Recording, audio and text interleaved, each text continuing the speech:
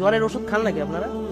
আমি বলি জ্বরের ওষুধ কেন খাবেন না, কারণ হলো বডিতে যখন ভাইরাস অ্যাটাক করে, বডি ভাইরাসের বিরুদ্ধে যখন লড়াই করে, তখন বডি ইচ্ছা করে আপনার টেম্পারেচার বাড়ায় রাখে। বেশি টেম্পারেচারে ভাইরাস সুবিধা করতে পারে না। আর আমরা বোকারা ওষুধ টষুধ খাইয়া পিছন দিয়ে দিয়া জ্বর কমাইয়া ফেলি, হ্যাঁ, তাতে করে ভাইরাসের জন্য ব্যাকটেরিয়ার জন্য সুবিধা করে দিই। আমার কথা বুঝতে পারছেন? যে জ্বর থাকলে শরীরে আপনার বডির ইমিউনিটি ভালো কাজ করে ওই সময়, কারণ ও ইচ্ছা করে টেম্পারেচার বাড়ায় যে এত হাই টেম্পারেচারে ওরা প্রোগ্রেস করতে পারবে না, ওরা সুবিধা করতে পারবে না, হ্যাঁ। আর আপনি এই সময় জ্বরটা কমায় ফেলতেছেন।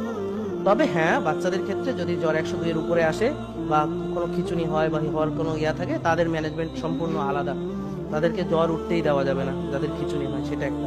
আরেকটা হলো যদি জ্বর অনেক বেশি চলে আসে, কাঁপুনি আসে এবং 103 হয়ে যায়, তখন আপনাকে করতে হবে, কিন্তু ওষুধই খেতে হবে না। আপনি ধরেন স্পঞ্জ করতে পারেন, আপনি ধরেন এটাকে যে হট হালকা গরম পানিতে ভিজাবে, যে স্পঞ্জ স্পঞ্জ করে গাটা মুছিয়ে আস্তে আস্তে আস্তে আস্তে, এটা হলো যে সবচেয়ে ভালো ওষুধ যত কম খাওয়া। বুঝতে পারছেন? তো এই জন্য তো আমরা এই ওষুধগুলো যত পারি কম খাওয়ার চেষ্টা করি। তার মানে এই নয় যে খাবো না, প্রয়োজন হলে ওষুধ খেতে হবে।